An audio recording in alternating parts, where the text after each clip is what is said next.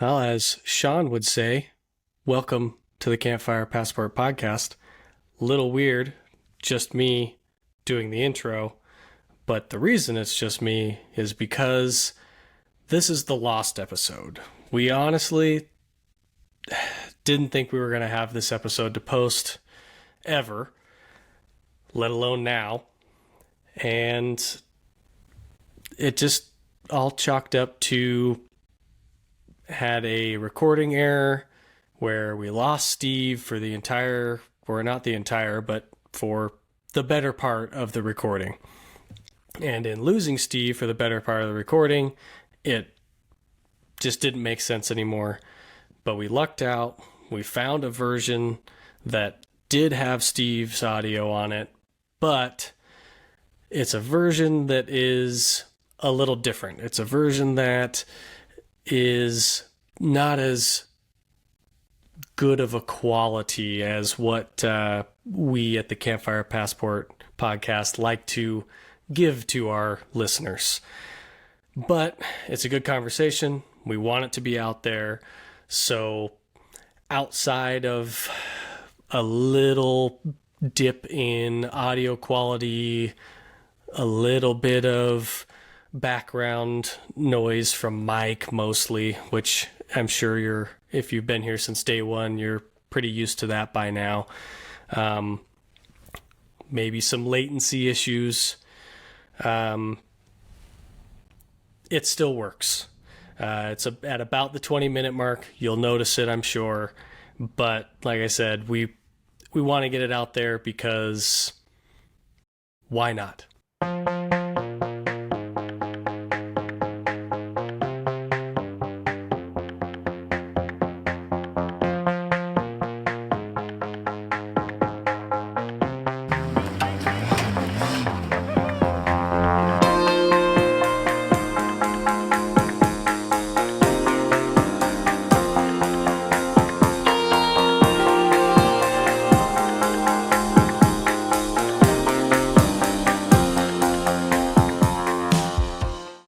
Mike, you're the one that monitors the YouTube more than anybody, right?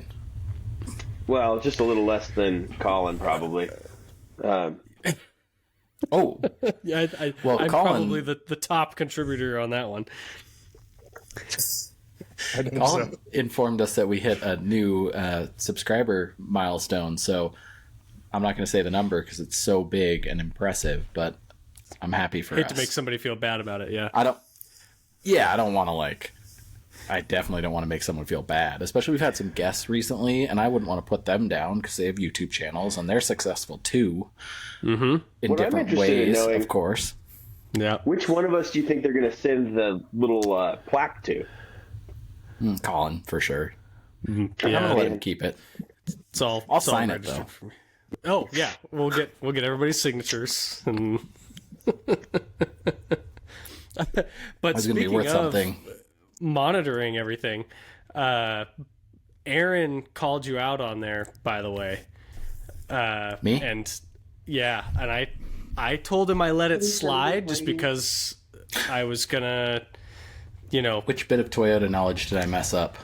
actually it was your Volkswagen knowledge, Sean. Oh. And you referred to your Mark II as surf green, which that's a Mark III color. Damn it. It's Montana green. Oh my Yep. God. Oh my God. Yeah, I can't believe I did that. Aaron was pretty I disappointed cannot in believe you. that. So I heard you I'm say so it, sorry. and I was like, and you were kind of on a roll when you were saying it. I was like, I'm just gonna let him. I'm gonna let him go. Just keep rolling with that, Whoops. Yeah. It's So very close to Ford's Seabreeze green. Yeah, see? this is true. They're yeah. all within the same color palette. I definitely can't believe I did that, but I can see that I did it because I Googled that a while back. Yeah. I was looking for something and I was like, oh, it in the color like the Mark II was, surf green. And then I went, whoa, that's not right. Yeah, So I that must have is not the still right color. just held on to it. Yep. Yeah. Yeah. If we're honest, as much as I like Mark IIs and as much as I would love to have another big bumper one like that again because I think they're great, I'm really a Mark III guy. So that's where that came from, Aaron. I know you are. When Yep. you're listening to this one. That's why. And Aaron will understand because he's also a little bit of a Mark III guy, so he'll say, "Oh yeah, I guess that makes sense." Yeah, Cover it's up fair. starts. Mark III on the brain.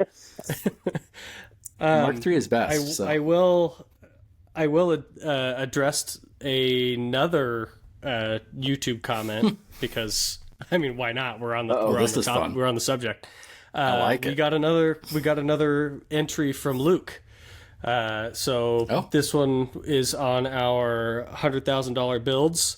He gave us his top 3 as well. So, oh, good. This is, what a great way for Luke to participate. yeah. He won't do the podcast, but he'll tell you about it. He'll give us his opinions on it. Yeah. So what we've got here at number 3, no surprise on this one. I think we're all expecting this. The Gladiator that he already has with the GFC that he already has. And just do Feels more like a overlandy stuff to go. Yeah, that exactly.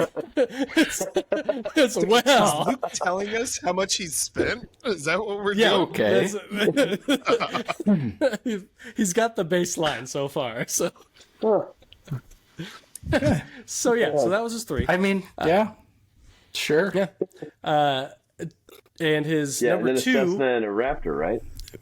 God, why would you do that? Sorry, I thought you were just like. I thought you just said that was his 3, like you were done, and I was like, nah, you're not done. That was number 3. I always start at the bottom. What do you, man? Well, now that Mike's ruined And it, then we're here. he said. Well, I didn't hear he it, said- so keep going. He said number 2 was a Cessna 170 bush plane, which we had basically talked about and assumed that he would be into. Yeah. But he comments, license is required, Sean. Because you were talking about... Only, well, At what elevation? licenses are required for cars too, and people drive them without them all the time. That's Which is true. fair. But he And I know the FAA isn't involved in cars, but Are you telling He Luke, did say- Luke doesn't have a driver's license? No. He did say that it's a good idea to understand how to fly. Is the other precursor to that. I mean, Not exactly gonna tomato, hop in there tomato. I don't know. Is he? Did he just call me out for not knowing how to fly? He's not I wrong, think so. but that was a little low. It's another Man. flex. Yeah, another flex. I've played Flight Simulator before. That one guy that took the Q400, he also played Flight Simulator. So Okay, You're good. well, To be fair, yeah, he did fine. Everything he wanted to accomplish. yep. It's how the astronauts train. exactly. See, Same software. doesn't require nearly as much runway as you think, which we're all pretty aware. We've seen the videos of those taking off in no space at all. So his number 1, They have which competition. I can get behind, other than how wide they are, which is one of the reasons I had to rule it out for me with my vehicle switch, a V8 Raptor. So first gen That's surprising. Raptor with a GFC. Weirdly, they call those second gen, which really bothers me. What? They call them second gen. The first Why? gen is the 5.4 powered Super Cab one, and then the 6.2 powered ones, they like Raptor people call them second gens. I don't. Sure. It's But weird. it's the same generation, just a different motor. I know. I It's call the it same first- truck. Mid-cycle That's refresh first, that's is that's a a first gen generation. for me. Yeah. Well, if you True. look up, So if anything, if you Google right if now, anything, it'd be 1.5, right? yeah, no, I understand exactly. the premise. But if you Google Gen 3 Raptor right now, you will not get the current one. You will get the last one, which was the second iteration, or the second body style, but the third generation of the Raptor, which is stupid. It's like 09, 08, 09 to 10. I'm going to look this up because I'm going to screw it Still up. the 6.2? It's not surf green, I know that Yeah. much. Yep, I that's bet true. there is. You know what? Ford's all about that kind of recycling. So Gen 1 is 10 to 12. No, that's weird. This has it listed right. No, maybe I'm wrong. I swear that I had somebody at one point. Yeah, third generation is number now. Whatever. All right. Well, Run that back. I'm wrong. Whoa! Yep. Talk about I a swear revelation. that I had read like some forum or some idiot at the shop a long time ago told me this, and I was like, no, I don't buy this. But I saw it a couple times, and I said, okay, well, maybe that's just what these people say. But now I see that I would have been right if I would have held to my ways on that. So kind of like the Stick to your highlights guns, thing with Sean. Jesse. Yeah, Don't even yeah. get started on that. Oh, God. We're going to have a YouTube comment from him for sure. Oh, yeah. I doubt it. If you're out there, Jesse, Yes. he's not No, listening. he's not a watching. listener on a different platform. Exactly. Yeah. He listens on Spotify, which we appreciate because we need the numbers in every facet. I listen on Apple because it's diversifying our listener Thank you. base.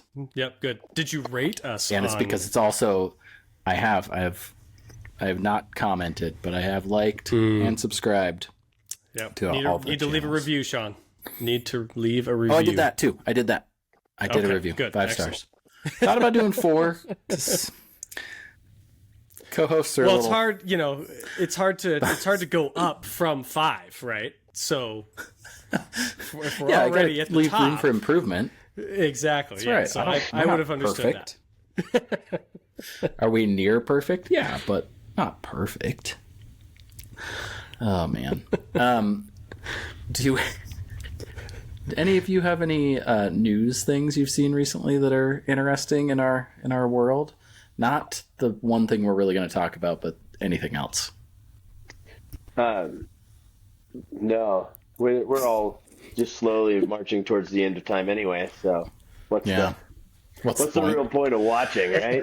Come on. I haven't really seen a lot either. And then we The started a war with Iran again, but who's counting?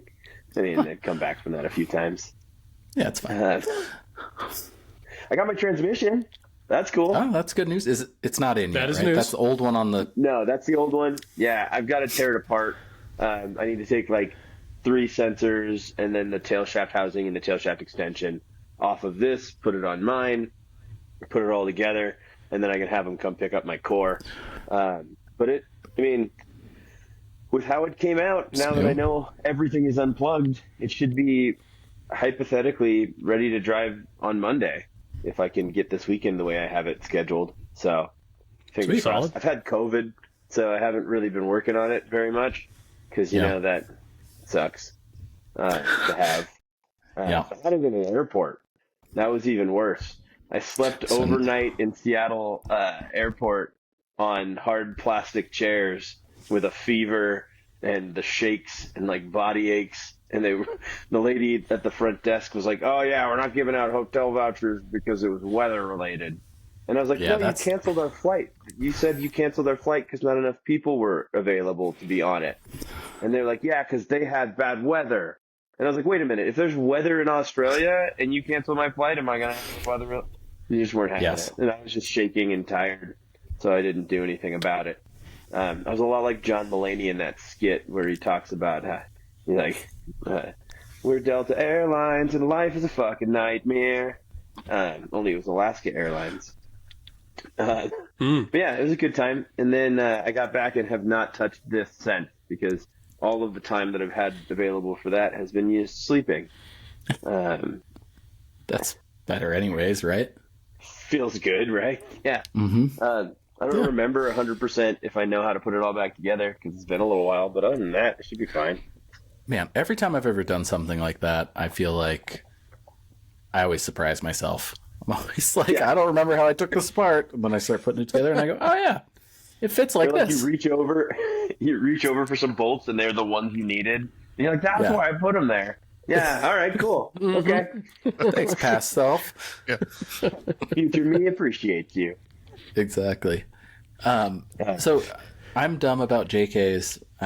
Is the transfer case still in there? It doesn't. You're not taking it out as one deal? No, you took them separated. So I took the transfer case off, and then I took the transmission out. They're both on the ground behind me.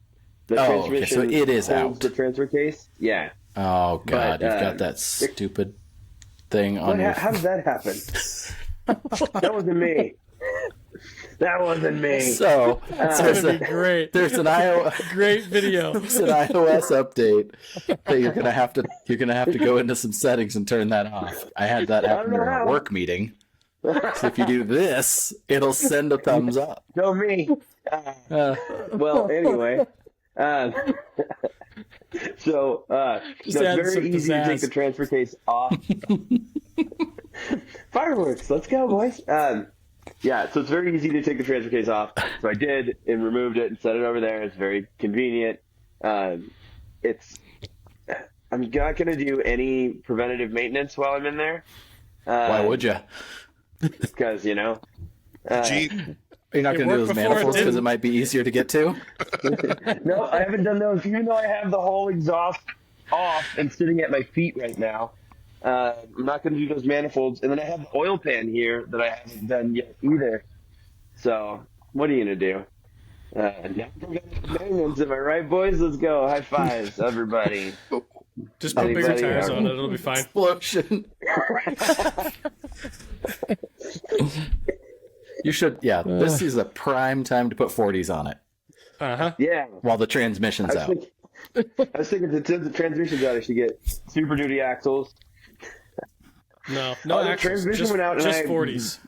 It's lighter now, so it's I easier to very- lift off the ground to put the tires on it. I very strongly considered LS swapping it because I lost reverse. Like, I was talking to you guys. Oh, I'm man. glad you talked me out of it. But I was You like, came at us with some ideas that were not I was good. like, Well, I'm going to do COVID. this. I didn't know and I then- had it yet. Yeah. I was like, you're thinking 3 steps ahead in a plan that's not going to work out, Mike. I know. And I was like, I'm not going to be able to make it to your Rubicon. So, Oh, yeah. Super Duty. I had a whole thing figured out. You did miss a really good snow wheeling trip. I'm sorry. I finally got to break trail and up halfway up the grill snow. So that was That's cool. fun. how'd it do? Well, Pretty good. I melted a wiring harness and got my lockers stuck. So I haven't fixed that yet, but Off your exhaust manifold or something? yeah, I think all the snow had built up underneath, and Yeah. I've got the harness that goes back to the transfer case and stuff. It's a little. It was okay, but I wasn't super happy with how close it was to the exhaust already, and then I think it got pulled out with the snow and it tapped it. So I have no more speedo, and my lockers do not work currently, but they are off now, which is important for driving around That is a town. change. Would you go to flexible metal conduit? Yeah, I think I might do a couple companies like DEI make a shielded, just like a foil type stuff. Yeah. So I'll probably do that just in that area because the way the exhaust is routed normally is on the outside of the frame, mine's on the inside of the frame. I could just maybe move that wiring to the top of the frame because there's enough room between the body and the frame to do that, but I don't know. It sounds like a lot of work. I really don't know. I have some other stuff that I have to wire up, so it's not a huge thing. I just don't want to do it right now. Basically, that's where I'm in the same boat for extending 2 very small, very easy to extend wires so that I can get my evap system back working so that it's out of limp mode. Just 2 of them. Just got 2 of them, and I'm just not going to do it. I'm actually going to run new fuel line to the evap canister purge valve and keep the plug length the same distance because I'm just not. I'd rather work with fuel line. Yeah, that's fair. That's not it. It's not me. I'm not bad. You did. So the other thing, God, the other thing that you missed on that trip, Mike, unfortunately, was the 2 Broncos. So OBS what's I guess the I've seen it. late They're 80s, early bullnose. 90s Broncos. Those are not bullnose. It's the one after a bullnose, right? I don't know. It's gonna be Brick? Raptor thing all over again. Brick is brick before nose. bullnose, right? Okay, No. so they are bullnose, they're Mike. You're bullnose. right. It's Yeah. Okay. No. bull, brick, and then OBS. Oh, okay. All right. Well, either way, they're kind of like the They're more. brick nose. Hold on. Stand Brick by. is like Look it the up, truck that Dave Yeah, sure enough, brick nose. had. Yep. Yeah, Yep. not All right. new Well, Dave. they're Old, brick old nose. Dave. anyways, Yep. pair of those on 35s, barely any lift. Those things go like hell in the snow. It's crazy. Partly because it's Oliver and his other kind of redneck friend driving them, and that helps. But dude, Oliver broke trail in that same snow for like a while. And when I took over finally, it got like a little bit deeper, and it was a slog for my rig. So like, I was impressed that the Broncos could go that hard without. I mean, it's just aired down 35s and like I don't even know if they have like a 2-inch lift or something. They're short as hell. So, not that my rig's tall, but like these are little. So, they gotta be lighter. I did order my 35s because I guess the 35 on 16s is like not a common size. No, you gotta go to 17s, man. Was it just That's the me? move. No way. 16s. 17s, the right size wheel for an off-road vehicle currently. Yes, 17. Unless you're running 42s, and then at this point you got to do 20s. I'm sorry, it looks Yeah. weird, but that's the way it is. Yeah, 17s are the right move. I tried to be a 15s guy for forever, and I couldn't get anything past the 35. It's really neat if you've got an old CJ or something, but on a Yeah. Tacoma, a Jeep, 17s, you can run lower PSI without beadlocks on 17s, though. Yeah, for sure. I don't know. There's a lot of them. That's the thing, and you can buy the Yeah. tires in any size you want, and any load rating you want from any brand you want. Every Jeep comes with them now, true. and it's And sorry, Mike. yeah. If you want 35s and you want to get them cheap because they're used, you can buy 315/70 17s, which are 35s. I know. And they come on every Raptor and all the. There's a bunch of. I think Jeeps use them too, right? all the 392s have them. So that's the move. 17 is the tire. I tried to be a 15 guy in a TJ for forever, and I couldn't go up past 35-inch tires at all. Like it just didn't. Like I couldn't get any of them. Well, you can buy So- the Interco ones that are like Yeah. $600 a tire. But I they're at won't be 36. going higher than 35s on my Yeah. Tacoma. No, I don't think you need to. I think that's a nice spot. And I Even had to like do a what Jesse did, and then I mean, Yeah. there's a reason why he sold his truck. Yep. Yeah, those Broncos I was talking about had 35s on 15s. So what are you gonna do? Well, I remember I went out with them in the TJ once, and that's where I got my most popular reel ever created. With the My rock. 69,000 views, but only if you look at it on the Facebook side. Bring up the numbers. Did we tell you that? Yeah, did we tell you? I got all that. It's because I was looking at it on Facebook views, and Colin was looking at it on Instagram views, and that's why we had all the, twist around. Turns out there's a whole bunch more people on Facebook willing to watch my BS than on Instagram. They're my This is a people. This is a conversation I have frequently. Which is why you need to repost our stuff on there Onto my Facebook. You're right. to your apparently giant audience. Yeah, Mike's really big on Facebook. Thanks, everybody. I'm going to go get my cane, and I'll walk Real slowly big to Facebook the guy. newspaper in the middle of the street. Oh my Down to the Back local in my KOA. day. God dang. Yeah. They were great out there, except for that one rock they found. Yeah, well, they go like hell in the snow. That's all. End of story. I think they're willing to take a 5.0 and put it on the chip, if you will, and let her eat. Yeah. Oh, I had a fun thing happen. My drive-by-wire plug came undone when I was trying to drive, so that was cool. It was very scary. It was the first time the check engine lights come on, and it just died. And I was like, "Oh my god!" Just push on that plug. Everything is good. Good to go again.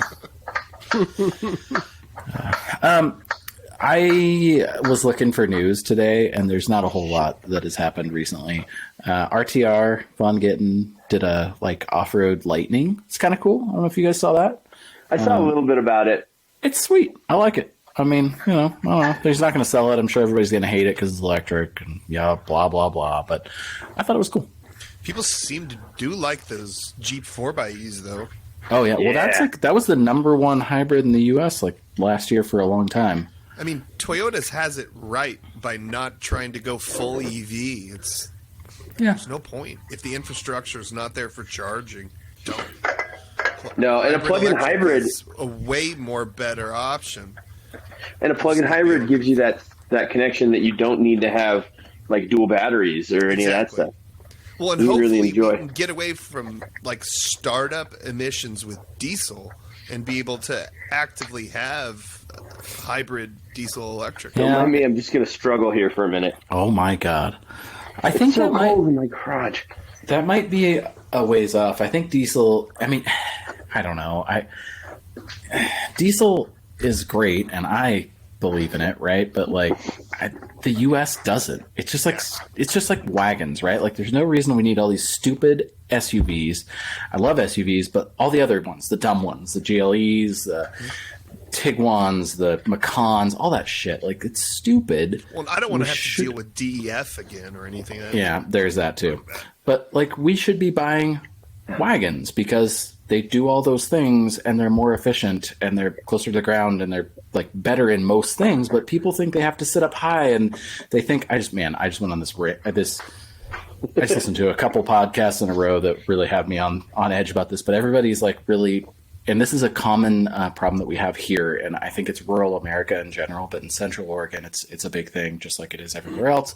You got to have a big rig, because if you don't have a big rig and you get in an accident, you could get hurt because your rig isn't bigger than the other person's, and that's the stupidest thing. Like, I love cars and I love trucks and I like big trucks, right? But like, that's dumb. Like the whole like. The whole thing, it really gets me. Like that's such a selfish way of looking at the world, right? Like if my vehicle is not the toughest vehicle, then somebody else was going to die instead of me in an accident. Like, okay, that's really cool for society. I don't know. Anyways. Yeah, I get it, but at the same time, I would like Miles to go on to do greater things than me. Yeah, but I'll kill you for it. Sure, I guess. I don't have any problem. But I agree that I'd rather have wagons. I'm not on that bandwidth. I just have never been in the like in that mindset. Like, to me, it's never been like. And I know lots of. Did you hear that, Holden? Your dad would sacrifice you so we'd have wagon. Maybe he's a wagon lover. He would like that comment. I know. Long roof for life. No, to me it's the like. Screw everybody else, it's all me thing. And I went on this rampage in our group text recently and then deleted it because I felt like it was a little strong. I came in just a little bit heavy on it. A little hot, Sean. So in the sake of keeping our tens of listeners around, maybe I'll just stop that before I go too far with it as well. Sean wants you to drive compact cars that are electric. Ooh, maybe. If you're driving back and forth to work, it's not a bad idea. I don't think you need a Suburban. Just saying. If you want one, that's your right. That's fine. I'm just saying, maybe we change public opinion by putting out information into the world that is normal. Why don't we put out cool wagons? I'd cool get behind that. Make wagons cool again. I mean, keep wagons cool. They've always been cool. You don't have to make them. Yeah, you don't have to make them cool again. They've always been cool. The only one we have here in the States, though, is like what? A Buick? And it's nothing is sick, by the way. Yeah. It's kind of cool. I'm not super into it, but I think if we had a lot of them again, it'd be cool. I mean, Audi has the Magnum wagons, was. Yeah, but actually, what do they know? Neat, but looked like shit. You know what? They've aged well. Yeah. That's the one thing. I see them now, and I'm like, you know what? They weren't the worst thing in the world. No. Now that we have all the other things that suck, it's one of those things. A lot of the Chrysler and Mopar attempts were exactly that. Attempts. Yeah. Didn't exactly hit the mark. At least they were trying something but for new. some reason, I'm glad you're here, PT Cruiser, but go the fuck away. Yeah, fuck that. Hey, they weren't the only ones. Chevy had that stupid HHR. I know. So- The Prowler too. And both of them made like a high performance version. So the HHR came with like a 2-liter turbo, and the PT Cruiser came with the Neon SRT 4 motor or whatever, the 2.3, Yeah. I think. I think Then the 2.4, Taurus but yeah. HHO. 2.4, or yeah. whatever. You're just like, come on. Yeah, not good. Nah, could be worse. Pinnacle of American automobile design.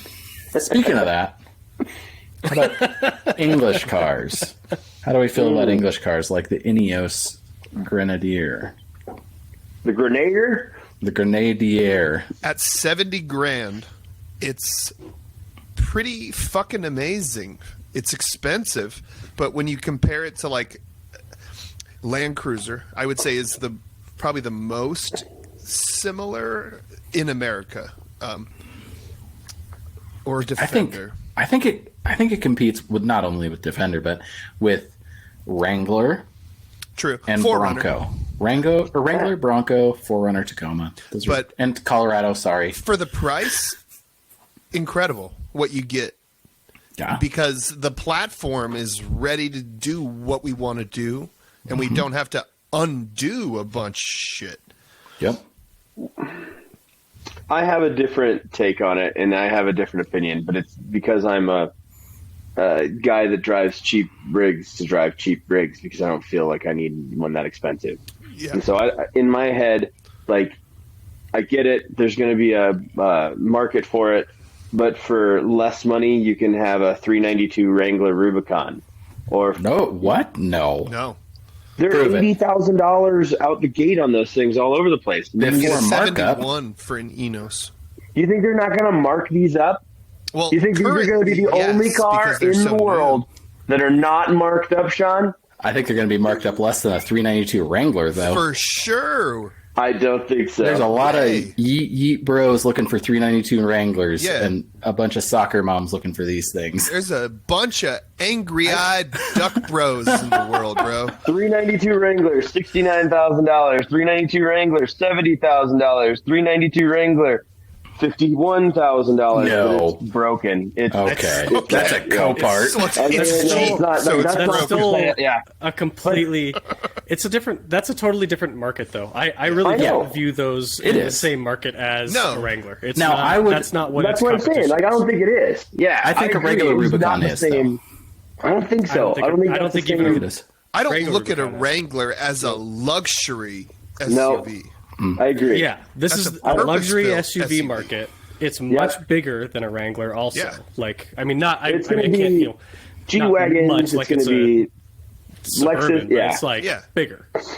It's, I mean, Wranglers. Yeah, Now, I'm Let's going to not argue forget- that. remember, Yeah. this is new car companies always are going to launch their flagship big dick like product.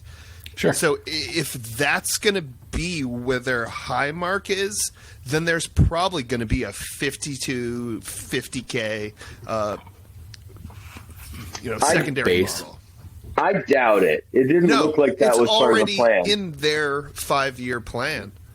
Are you sure? Because Yeah. I was looking at their base model that's available that you can buy and Yeah. build without For the adding Grenadier. anything. But It's the next models that they're going to be $71,000. releasing. Well, yeah, but that's not the same as saying like Lexus. The new Lexus is going to be this. They're going to drop a cheaper Lexus. Well, yeah, they're going to drop a cheaper car, but it's not going to be this.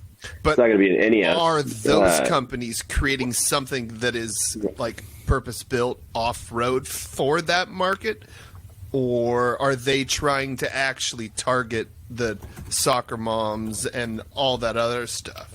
I think right now they're actually trying to do both, which is kind of interesting. For a long time, it wasn't that. I think for a long Yeah. time, it was like, screw it, especially Lexus. We just talked about this on a different podcast. Especially Lexus was like, who cares? Like, we'll just sell, we'll rebrand this, we'll sell it as a soccer mom vehicle, and people will buy it, and it's great. But they did. because overlanding and off-roading has gotten so popular in the last few years, some of these companies have taken notice, and Lexus is one of those, and Ineos, I think, is in the same kind of boat, and that's why I think that comparison works for especially the GX. I think the Wrangler works just because I think people that are buying Wranglers that are not all of them, but I think your overlander Wrangler guy who's looking at a fully loaded Rubicon will also look at this. Not all of them, definitely, but some of them will, because they're looking at, maybe I like Defenders, maybe I like Land Cruisers or whatever, but the Wrangler is a really good option. And the Wrangler's, whatever, $64,000, optioned up. Maybe I take this jump and I get into this because I'm not going to buy the Lexus, because the Lexus is a little too vanilla. It's a little too soft, like all these things. And the Ineos kind of gets that. It's the G-Wagon thing, but it's half the price, right? Like that's really cool because it's so, that's my thing. It's so much along that line, the front and rear lockers, the solid axles. I know G-Wagons don't have solid axles now, but we're still fairly fresh on that, right? So like it's got all those like off-roady bits that are real, and it's still something that you would show up to at a nice dinner or whatever, and like nobody's going to be like, oh my god, you brought a 94 Land Cruiser. Like it's still pretty nice for tech bros that like are going to do that. Now Mike, to like go all the way back to the start of this, I totally understand, and I'm not buying one either, right? Like I get that. And with my $70,000 in this hypothetical, I think we all know that's not what I'm buying. No. But if I'm in the market for a brand new SUV in 3 months at that price point, I don't know, that it's compelling. I still argue that it just doesn't. I will agree with you on so many different things. I'm going to argue on the Wrangler point left, right, and center, because you can get a brand new 4xe Rubicon with 100% of everything, and it's $68,000. But you can get a brand new Rubicon with leather seats and not every option for $58,000. You're $20,000 cheaper. Unless you're buying a 392 or a 4xe, you can get into a Rubicon for $20,000 less. It's a different game. That's not 20, right? Because like if the base Ineos has leather and all that stuff, that's market though. Yeah, exactly. It's just not the market for that. It's not the same place that you're going to be. I'm not saying the Rubicon's better. I still think people will cross shop them. I think they are. I think they will. I don't think they're going to cross shop that. I do. I don't think so. I think that's too I different. think you guys are too married to those It's two way too brands different. and those two styles to see it. But I think the same guy that's looking at a Raptor Bronco that's looking at a Rubicon is also thinking about this. And never mind. That's the point that I think is true. I think those people are looking at the same thing. Now, I will not discount though that there are diehard Wrangler people that are only buying Wranglers, and that's a huge portion of their market, right? They're towing them behind their RVs, they're retiring and getting one for going Jeeping. There's all those things. And there's a bunch of people that are old Land Cruiser nerds or overland nerds that are probably more likely to buy an Ineos than a Wrangler any day of the week. But I think there's like a quarter of that market, 25% of the sales on either end of those vehicles, I think are probably cross-shop because they live in the same category because they're both off-road vehicles with solid axles and lockers at front and rear, and there's very few of those.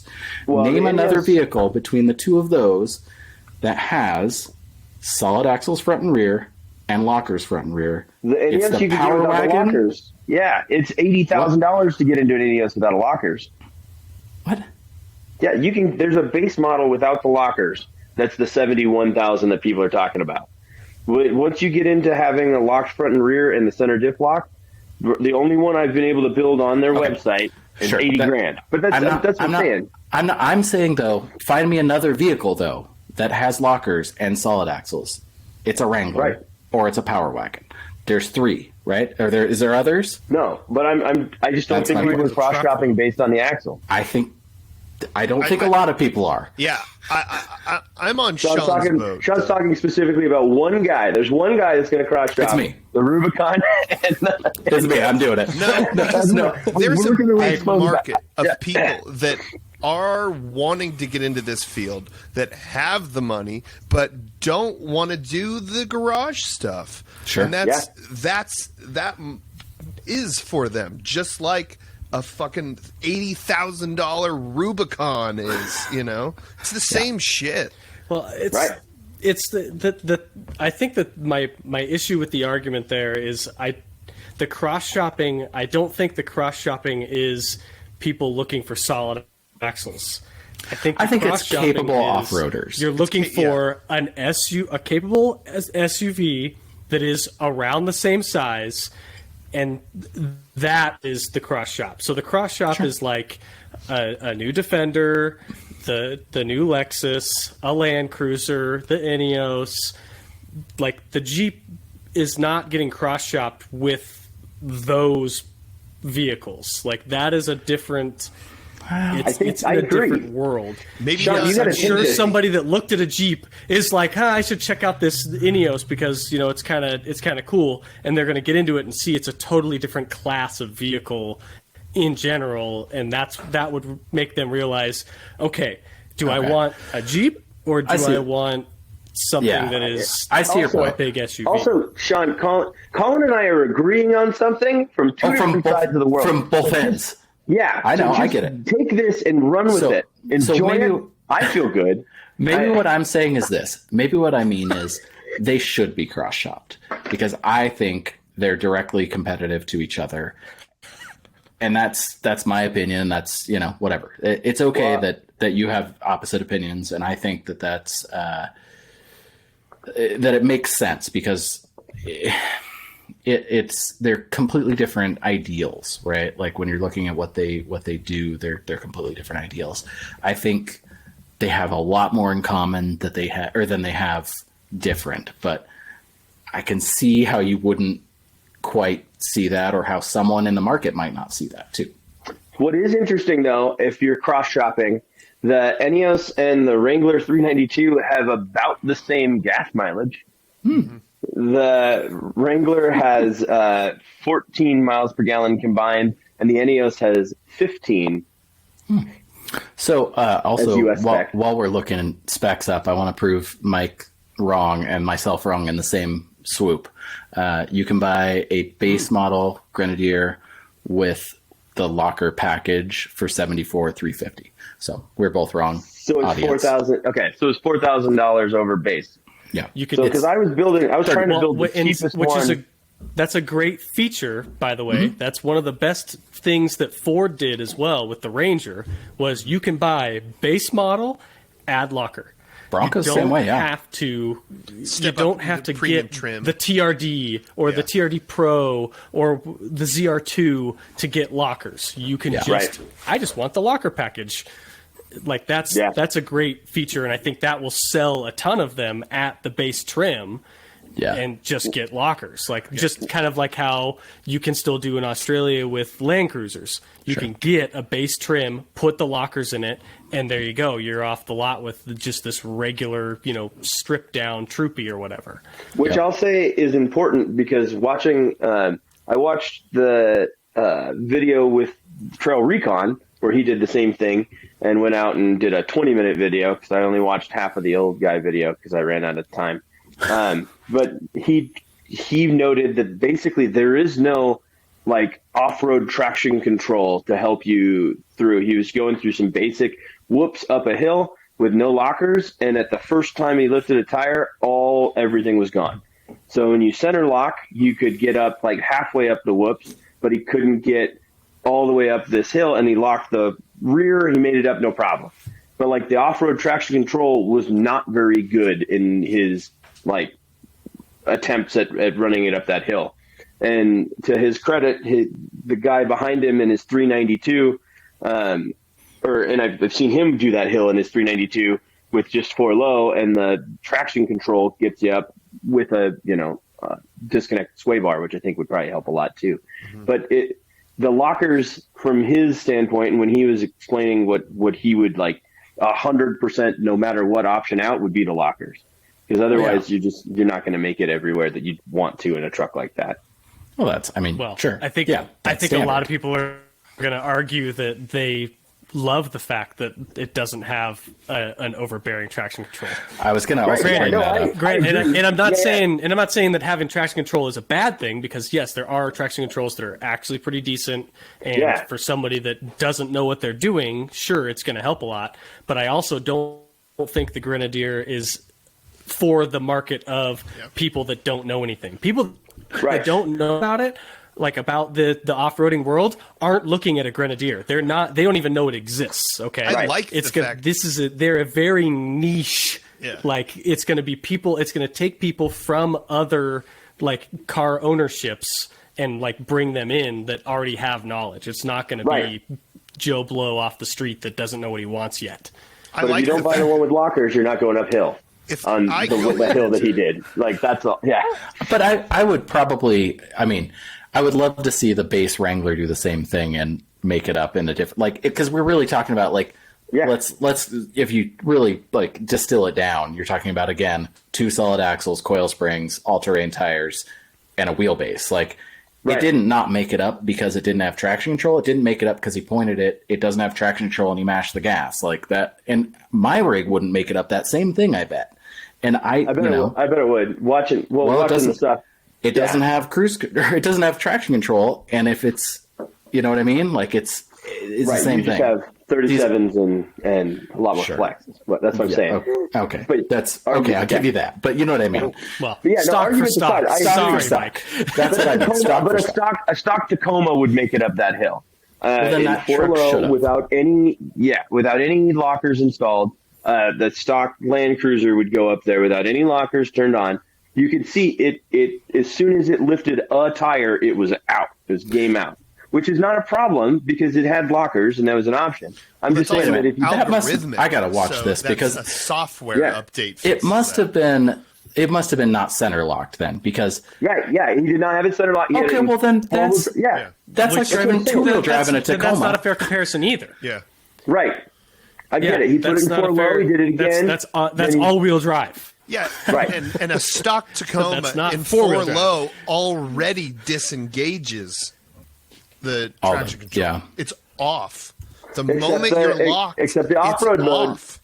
No, you do not. Yeah, you had no lockers on. So when you're in off-road, it also locks. It has an off-road traction control. Yeah. Can I ask a stupid question really quick? If that guy doesn't lock the center diff, it's gonna be a one-wheel drive. It's one-wheel drive, yeah. Is Trail Recon, the YouTube person, the same Trail Recon that has like an online store? I don't know. Maybe. Okay. I've never looked at him for like that, but I don't watch all of the stuff, but I watch some of the stuff because it's like Jeep pack out stuff and a lot of that sort of like gear versus gear. Do you need an electric cooler, or should you jump up all the way to get a fridge and that kind of stuff? Got it. Well, so. What I have to say about that comparison is I'd say that's an unfair comparison, and that is a driver watch it because he did all of the above. Well, I know. Watch it. He went up the hill 4 times. But here's the thing: you can't. But you cannot compare it with the open center diff to a Jeep doing it because the Jeep, as soon as you put it in 4-wheel drive, it locks the center diff. I already said he did that. I said he did that. So he locked the center, but he didn't lock the front or rear. He went up and he lifted both tires. He made it a little further, and he still couldn't go up the hill. Back down, put it in, locked the front and rear, did the hill, no problem. So he had the center locked, and he did not have. But does the center locker come on every Ineos, or do you have to get the locker upgrade? So a center locker is just like on a Land Cruiser, on any full-time 4-wheel drive vehicle like that, is just locking the viscous coupler. Yep. It's just 4-wheel drive. So you're switching you can get a Land Cruiser though without a center lock, right? No.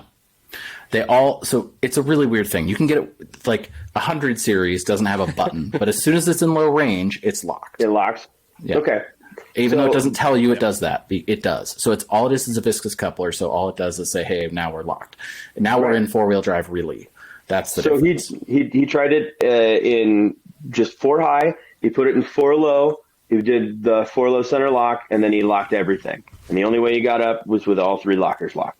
And so again, I'm not saying that's fine.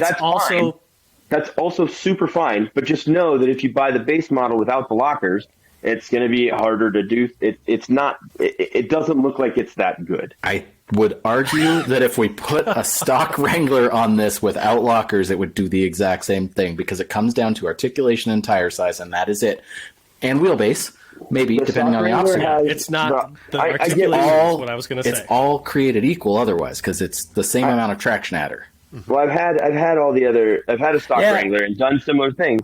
So I understand what you're saying, but it also has an off-road traction control that in 4 low will use the brakes to vector power from one to the other. So if you get into a situation where two wheels don't have traction, it will send the traction to the other sides because they have something.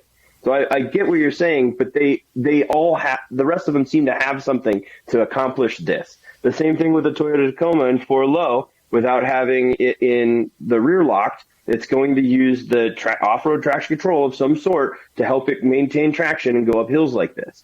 So this seems to have none.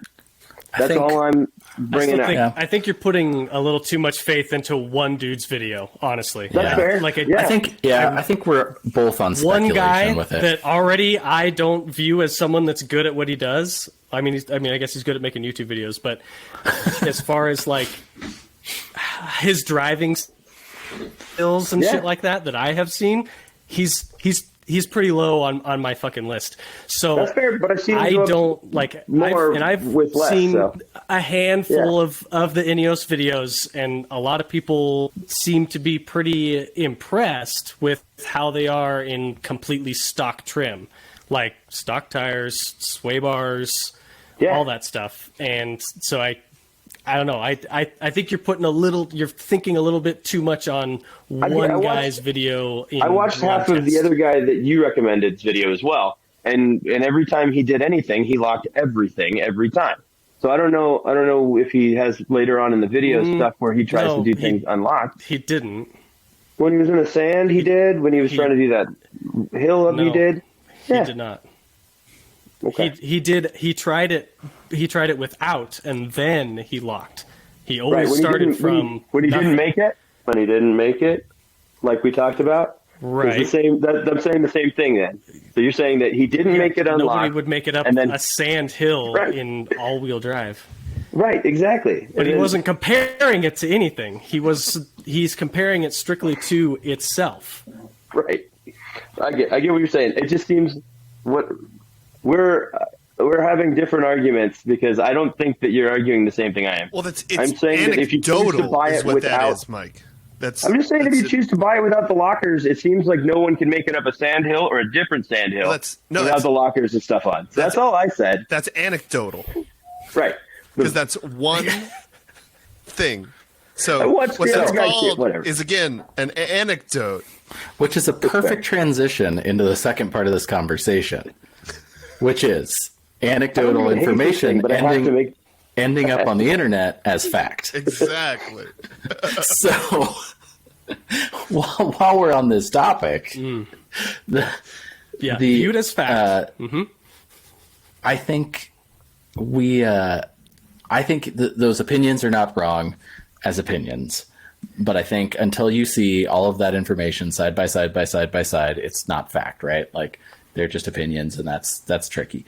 And that is a tricky thing that happens right in our current world, and especially with YouTube being so accessible and all those things, right? Like it's really easy for that one guy to throw a video out and it to be the gospel, right? Mm-hmm. I tried to watch it, but I'm watching without the sound and I have no idea what's going on. I saw him get stuck and I was like, oh, cool, he got stuck. And then he went up it, but why? I don't know. So right. That's all to say, I don't know, until I drive them next to each other, which I'm not going to do, I don't think, anytime. I think it's a cool rig, and I think the Jeeps are cool too, and they're different, but I think they're still cross-shoppable. Oh, there you go. I just had to say that. And the reason they're not cross-drivable Mike, is if you look at Mike and Colin. I do have a question, though. Yeah. The Trail Recon, so did he actually buy it, or is he borrowing a friend's? Borrowed it from a friend. Yep. So one of the local Southern California suspension companies bought one so they could do shock testing and spring testing and try and make parts for it. They built wheels for it already and something else. So once again, there's the thing that the two videos that we're referring to have in common is these guys were not allowed from Ineos the vehicle. Right. That's they interesting. had to do some circumventing way to get their hands on one to be able to like get a look at it and drive it and make a video, make content surrounded around their vehicle. Yeah. Like it's such a weird thing, like how like tight everyone is. I'm curious when it comes about to that. letting someone review a car. Another thing Right. about just general sponsorships on the internet is usually they get written in for final cut. So if they get screening purposes and can say, cut that out. We don't want that. Leave that. Get rid of that. So Yeah. it's picked and chosen either way, whether it's good, bad, negative or not. The negative stuff is the stuff that they let through. Yeah. It depends on the place, right? There's so much of that depends on who's doing it and who's in charge of it. It's not even just the corporate portion of it. It's the who is editing that and who's going through that. The Ineos thing is interesting because like I would assume based on the history of that company, the people or the guy that owns it is the dream behind it and what they're trying to do with it. I'm surprised that journalists seem to have trouble getting them. Like guys like, I'm blanking on his name. What's Lieberman. Help me, Colin. What's the Australian guy? What's Ex-Overland? Or? Yep. What's his name though? Oh yeah, 4X Overland, Andrew St. Pierre White. Andrew St. Pierre, that's him. Okay. So the thing about that is like, yeah, the conversation that we had aside from the podcast was that like he got some heat, right, for negatively reviewing a Montero and essentially got his journalism card pulled by Mitsubishi at that point, and they wouldn't give him a car after that. Well, he got Blacklisted. Yeah. But like the board. this car seems like one that they should know that this guy is going to be into it, right? Like it'd be like, to use this terrible example, Yeah, you Jeep would think. sending him a 392 Wrangler. Like they're going to be like, yeah, he's probably going to like this. He's going to say it's outlandish and American, but he's going to prove our point, which is it's outlandish and American and it's great off-road. Like that's great. So it's wouldn't really cross out weird. with He the would just enjoy the hell out of it. Exactly. Yeah, and it's weird for me to think that they're that they're playing whatever it is, the Tesla card where they're not doing anything, or if it's the Ferrari thing where they're not doing selected things. Like I'm really curious because I haven't seen anybody else that's outside of like the kind of YouTuber-y space review one yet. So I've seen some articles, and there's been, since they were even a dream, there's been a lot of articles, but there isn't a lot of like, your Motor Trends and Road and Tracks and things like that on it yet. And I could be wrong. Maybe I haven't seen it yet, but I see nothing. Think some of that could be from just like maybe a point that Mike pointed out in that they still have R&D to do on things like the traction algorithm that's going to be running their So the thing is that they're delivering them. So they're out there. It could be that they're such a small company that they don't have, a press fleet. Maybe that's a thing. Weren't these also in South Africa for like a year before now? I don't know. I don't know the answer to that. I thought that video addressed that where he said that maybe for maybe that's a different testing one that I stuff. watched. I would assume that they tested in those markets, right? Like probably South Africa and Australia, Iceland, whatever. Like that's kind of what those things do. And it's, again, the company is huge and very, very, very wealthy. And that's why they are able to build this thing as a one-off vehicle or a 2 to 3 off vehicle. I don't know. I mean, who knows? Who knows if this could very easily, I think, be in 10 years, I'm trying to think of some stupid auto manufacturer that came and went. Maybe like a Fisker is still here, but yeah, but like a Fisker or even like a Lamborghini LM002 or whatever, situation where it's like, this was a really cool idea and everybody loved it and all the magazines loved it. And then it flopped because no one could buy it.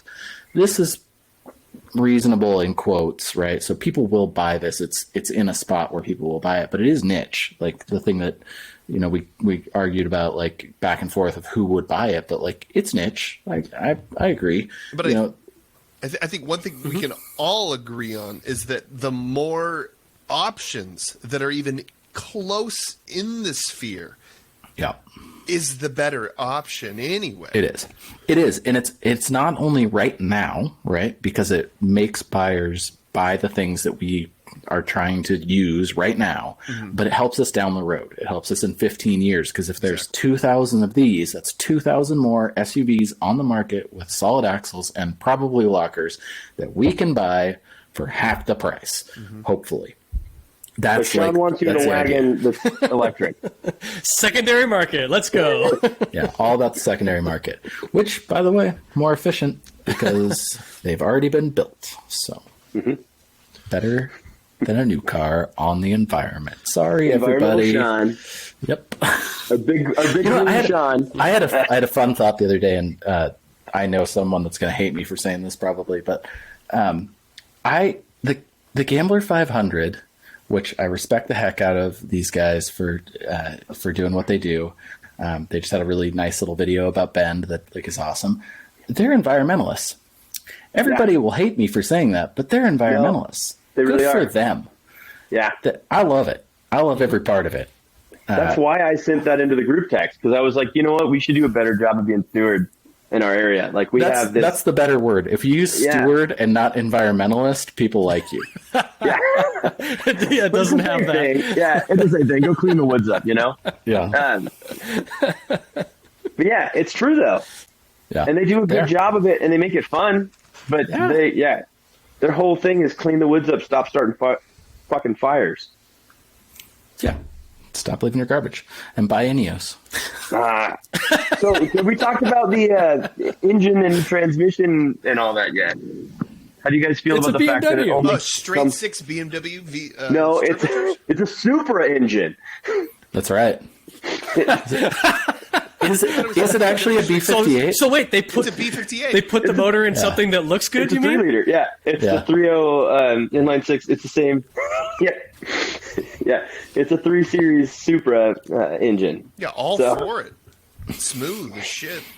Well, I mean, to be fair, guys tune the shit out of those and run ridiculous numbers at the drag strip. So I can't imagine there's going to be very difficult tuning to make that thing just grunt like a, I don't know, like something that grunts.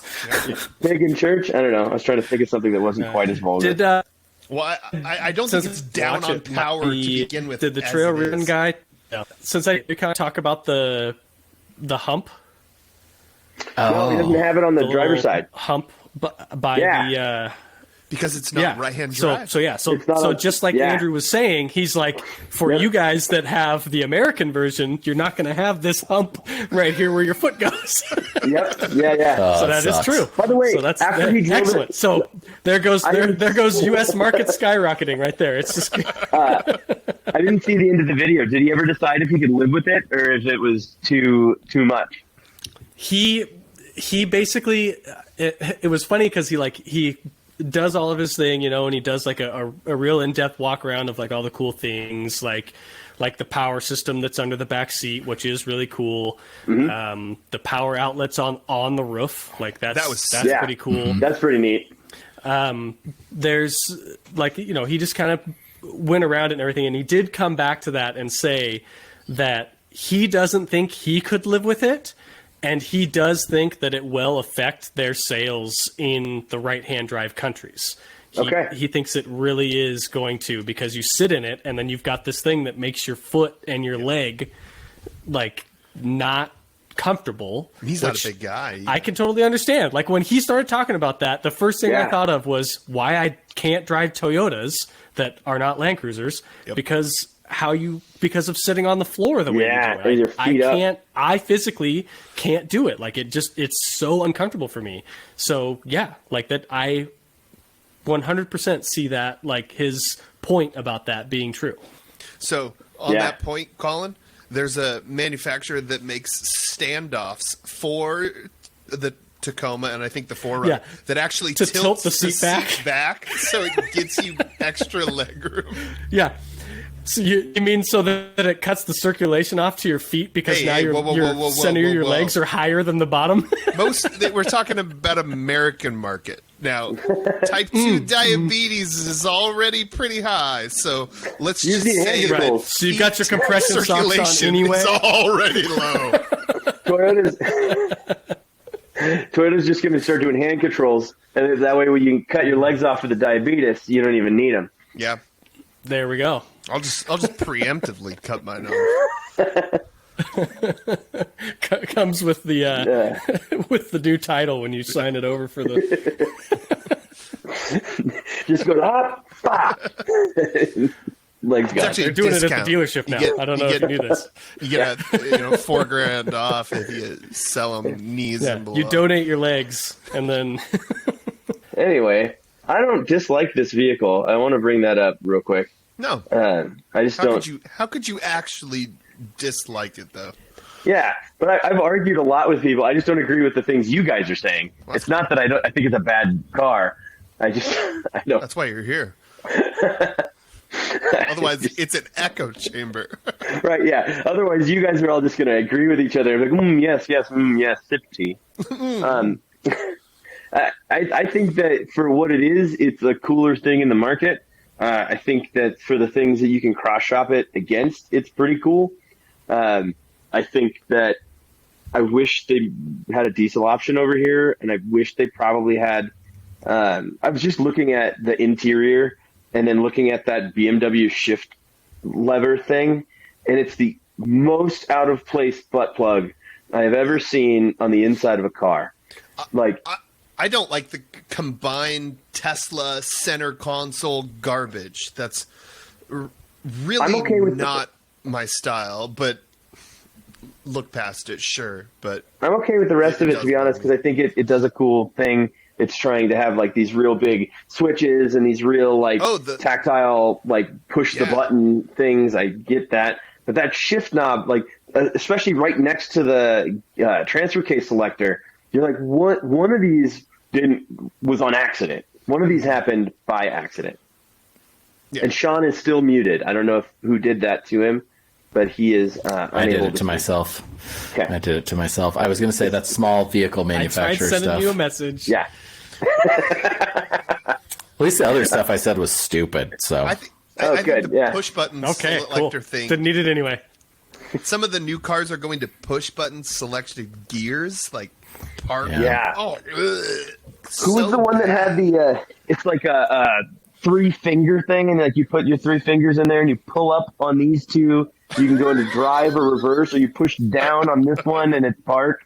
Or if you push these two, it's in neutral. It's like dumb. Some guy posted a video of it, and he's just like, You're just like, come on. Nobody wants that. Nobody said a good thing about it. And they killed that one kid from Star Trek. That's why, Tacoma or Did you hear about that, Sean? Right Hold on. The dial for turning to get to your 4 low, high low, 2 low. Okay, so Steve, tell me you know what I'm talking about. That one kid from the new Star Trek. So he was at his gate at his house. First off, there's a new Star Trek. Yeah, it had Chris. It had one of the Chris's in it. Chris Pine. Chris Pine. Yeah. Yep. So the kid that ran the who was it? It was the kid that ran the teleportation deck. Anyway, doesn't matter. He was the actor that was in there. He had a Jeep Grand Cherokee that had a dial knob to turn it into park, drive, reverse, etc. Mm-hmm. And he was getting out to go open his own gate to his house or his friend's house or something like that. And he turned the dial thinking he put it into park, and he put it into low, got out, went to start pushing the gate. The gate was locked, and his own car ran into him and killed him against his gate. It's the whole thing. That's bad. I don't want to be the guy that says this, but that seems like less the fault of the spinny dial and more the fault of not knowing how to use the spinny dial. Yeah, but if he could push it forward, he would still be here today. Well, it sounds like he might have pulled it back because he essentially did that, right? I'm not the asshole here, am I? Because it's Sean right or left or run. Forward or back. So I wouldn't know. I mean, we can't forget that in the 50s there were push button transmissions. They're kind of cool. I don't know how Sorry. many deaths there were because of them, but don't. it was a thing forever ago, too. For the record, I don't love the buttons either. I don't mind the BMW shifter. I hate it in That here. guy. It looks stupid in the Ineos. I don't know who It's that is, that guy. but Anyway, sorry his about family- his luck. Yeah, his family had a lawsuit. There's a class action lawsuit that they started. A whole bunch of stuff happened. It rolled back down the driveway. Something happened where, It didn't continue to roll forward. The parking brake failed on his Jeep and killed him. That No, has a but it lot didn't- less but to it do with wasn't- the spinny dial. No, it's because it That's a wasn't Jeep in. problem. Yeah, it was a Jeep problem. I'm reading it right That's now. Jeeps, man. It was Yeah. on a steep incline, and the vehicle's parking brake failed, rolled back down the driveway, and killed him. It says that the vehicle was under recall for problems with the gear shifter, specifically. Well, and Who are you gonna believe? your comparison I'm to gonna push argue. buttons. not That's going all to I wanna believe do. Jeep. I haven't. I don't think that that's a fair comparison to the Ineos because the No, Ineos, not at all. It's, What you're saying is the the Jeep killed the knob someone. is a Yeah, the Ineos one I just don't like. The knob is for the off-road modes and stuff like that, but like the shifter itself is Yeah, he's just saying it looks out of place. semi-traditional. Yeah. And it I does was because it's a also- BMW shifter. I was mean, it's very ranting. obviously Yeah. a BMW shifter. Yeah. I think that it does look out of place, but I also just go, it's whatever, first generation of a small auto manufacturer. I don't love it, but like if you, Luke would appreciate this, I think. If you stare at window switches on cars all the time when they're coming through shops, all of a sudden you'll be like, that's the same window switch that's on that car, car, and that car from all these different manufacturers. That's fucking weird. It's not great. Center but, consoles are something that's turned into something weird in the last 4 years anyway. yeah, with push buttons agree. and turning knobs and all sorts of Well, I fun think stuff. Tesla started that, but Well, involving everything. they- you're talking on the that, screen. I mean. Thing Yeah. in the middle. On the screen. It's just a screen now. at yeah. least this thing has, Which though, like, you say buttons. ugh, but I will say the new Defender does the same thing, and it actually pulls it off and looks good. I mean, I think they're, So- I think they're fine. It's not my favorite thing, but like, it's also not a thing that I hate. I just don't like looking over for certain things when I'm driving. And I would- should just Yeah. be in front of me. I would Speedo in the say. center sucks, in my opinion, but I wonder if that has any sort of like heads-up display or anything. I don't know. I Probably haven't not. heard anybody talk about it. But I don't. Um, Yeah. Also, I haven't heard anybody complain about the gauges, though, that is actually driving it. Exactly. So it might not be that big a deal. I'm not a fan of that as a thing. Those are can- minor inconveniences more than anything. I can finally see like the hump. I've zoomed in on one of the side views from the I was looking website. So when I was on mute, I was looking at it. Yeah, that looks awful. The only It kind of- car I would not Yeah, buy see? And it's based at an upon the way the angle. dash looks is a Super Duty Ford. And that's because they write Super Duty from one side to the other. That's my favorite man. part. I sometimes forget when I'm driving, that shit. and I'm Yeah. like, "Oh shit, I'm in the Super Duty. I should make sure I take this corner a little bit wide so that I can make sure I get over it." Yeah, I'm really disappointed every time I'm driving my vehicle that it doesn't say what it is anywhere I can read.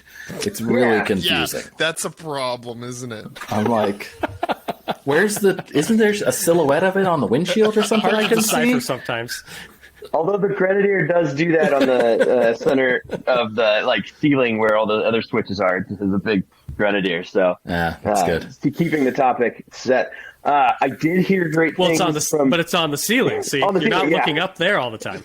No, also apparently You gotta look it's up to hard to remind read. yourself. Hard to read. Yeah, I'm looking. That's what you should be doing if you're driving a $80,000 off-roader. You should be looking up at people so that you can look back down at them. I've heard great things from all sorts of different places though about the seats. Everybody says that those Recaros are comfortable and people really like Of course them. they are. They're Yeah, Recaros. they're Recaros. No one ever bought a Recaro option and yeah. didn't like it. Says it in the name. It's in the name. Recaro is French for comfortable. Yeah. So I've heard Yeah. positives. Don't look that up. Don't look that up. Don't Google that. Get off of it, Mike. Don't do it. What does Recaro mean? I think we should all do our homework and come back with proof that the Ineos can go up a hill without lockers on next week. I just watched another video of it on the rollers test with another company, and they still couldn't go anywhere until they locked it. The roller testing is such nonsense. Thank you, Jeep commerciers. I know. Select track nonsense. I'm looking at all this stuff. It shows that as soon as you're in 4 low, your center is locked. That's so exactly just like 4 low. Other. I know. So that's what I'm saying. So he was in 4 low, and he tried to go up that hill, and he couldn't do it until he locked the rear. So I wasn't saying that it's incapable of going up the hill. It's just if you had a vehicle without lockers, you wouldn't have made it up the hill that he did. That's what I said. But is that a physical problem or is that a software issue? Right, and I think they'll probably update the software at some point and send it out over the internet like everybody does nowadays. That was something that Andrew talked about in his, like there were some like little quirks that he was pointing out as he was driving it, and he said that that there is a software update that his friend needed to take it in to do the update, and it's most supposed people to that have fix purchased that, is what he this was saying. So have I believe that. Like a 1 week ownership of it. Yeah. Also, Recaro is for there's two. It's just two names in French. 2 names shoved together. It's Riutter and Karaisi. I don't know. And they I think you need to cite your source there. Yeah, Ricaro's website. No, I don't believe it. Is that the Recaro.fr or is it Recaro.co.uk? Do you believe in? How do you feel about Wikipedia? I feel like it's open source. Yeah. I'm going to go in and we could go in and change it. I'm going to update it right now. Exactly. Hold on. Pause the podcast. As a matter of fact. All right. I think we can be done arguing now. Do we have to? But we all agree that more cars, off-road space, good. Yes, agreed. 100%. More conversation, good. I know. I've always been in the camp of get more people involved in more ways. Yeah. I think if you get rich people doing stuff, you'll end up with expensive things, but they'll figure out cheap ways eventually to do those expensive things cheaper. I mean, but I appreciate that. What's the cheapest brand new platform you would buy? Brand new, off the lot. For me, specifically? Just in general. If I was going to do something, I would probably... So the cheapest platform I think you could get into, if your minimum requirements are 4 doors, 4-wheel drive, I think you could get into like a base model Wrangler and do okay. You could fit 33s without doing anything. And what's that going to cost? Play like 32, 33, I think. And I think past that, you're getting into the 4Runner territory, but those like 40. Okay. Can you put a tent on a basic Wrangler? Yeah, if you get, as long as you have a hard top. I ran a tent on the hard top on my JL with no problems. It's got, they tell you not to with certain amounts of this or that, but there's a static load rating that you can actually find, and that static load rating says you can do this, and that moving load rating, the dynamic load rating states like the dynamic, the hard shell tent I had met all the requirements, so we could, and we did it. It was no problem. But I would say, other than that, if you're getting the 4Runner, is about that number then. Yeah. So this being $30,000 more is a considerable difference, but it's not the same. Yeah. Oh, it's a whole different ballgame. Yeah. It's like saying, so like you can't get into a Suburban, a Tahoe, a Grand Wagoneer of the modern age. They're all 80 to 100 grand. Yeah, so like and the Tacoma is going to cost you 46. Any mini truck is going to cost you almost 50 grand. Yeah. If I was buying new and I needed to put Haley in something that was 4-wheel drive and I thought I wanted it to be cool and comfortable and we didn't need more space, like that's super in the realm of if I was rich enough, I'd be looking at it. But for me to straight when all Andrew can talk about when he's driving it is how much like a G-Wagon it is. Yeah. I think that tells you Build quality. like at what level like the quality and feel inside is Yeah. in comparison to these other things, which is part of why it can fetch the high, sticker price right off the bat, because Well, and you can't get into a that is G-Wagon the for type under of thing $100,000. they're competing with. Yeah, exactly. It's cheap if you're trying to compete against a G-Wagon Or a Defender, for that matter. or a Defender. Yeah. Yeah. No, So I think that's a good place for it. But other than that, Actually, you know what? I'm wrong. Defender 130 starts at 70,000. So Really, is it 2-door? no, 130 is the long 4-door. 130 is the Oh, long got it. Okay. 4-door. Yeah. What's the number for the Not 2-door even the then? 'Cause regular I 4-door. mixed those up. Let's see what the 90, 90. is. 90. There you go. Oh, sorry. I thought you meant what the number was, like price point. At 90, actually, the 90 starts at $56,400. I thought that the 90 was Wow. pretty cheap on the bottom end, but they have like a huge range too. It's the Wrangler thing, right? I hate to use that comparison again, but the cheapest Wrangler is thinks everything's a pretty Wrangler. cheap. The most We're gonna expensive give that a one's check. pretty expensive. So Yeah. Yeah. Well, they also didn't the mass production numbers are in the 4-door 110. yeah, which I think is the best That one. might be the cheapest way you could get one. It'd be my guess. Maybe I'm probably wrong, but like they didn't make as many of the 90, which is why the price is higher, and then the 130 is longer and bigger, so the price is higher on that as well. So Are you talking about new? Yeah. What's a new 110? yeah, So 110 is in the middle. why would I be talking about? Sorry, because I got confused because they basically 90 is the cheapest, 110 is the next, 130 is the most, and it's just I'm sure based on size, like just because. So price comes with size. Bigger is You better want more and Defender? more expensive. More money. Yep. It's More 2 more money, doors. please. I don't think bigger is better though. The 130 is too big. I think it's silly looking. I think the 110 is perfect. 110's perfect. The 130, it looks weird, and then I've watched a couple of because of course Land Rover guy, hello. I've watched a couple of like the side by sides of like 110s doing stuff and 130s, and it's just like I don't want the 130 at all. It looks like a terrible time.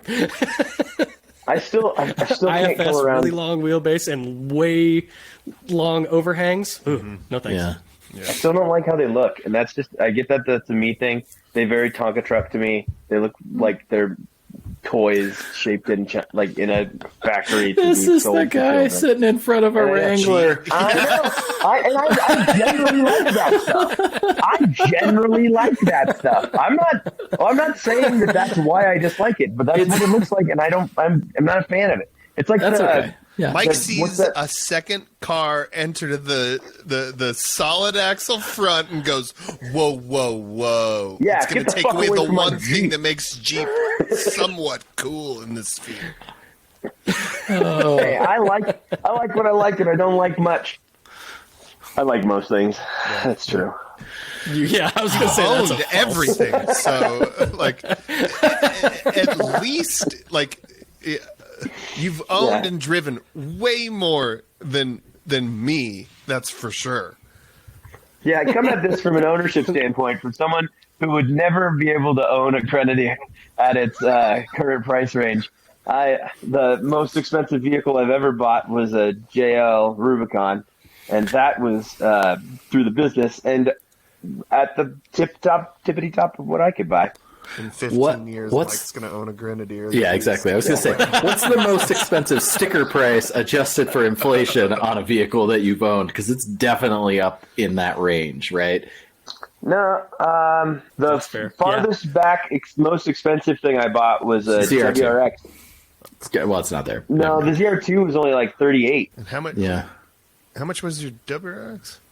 but WRX was like 33. But that was in 2009. I don't know. So I might be on it. I was adjusting thinking for inflation. I was thinking about your Super Duty, and then I was thinking about But I got that used and it was cheap. again. When you buy your Ineos, it's also going to be used and cheap. So I see it used CR2 and would be cheap. the same as Yeah. 46,000. yeah, it's not.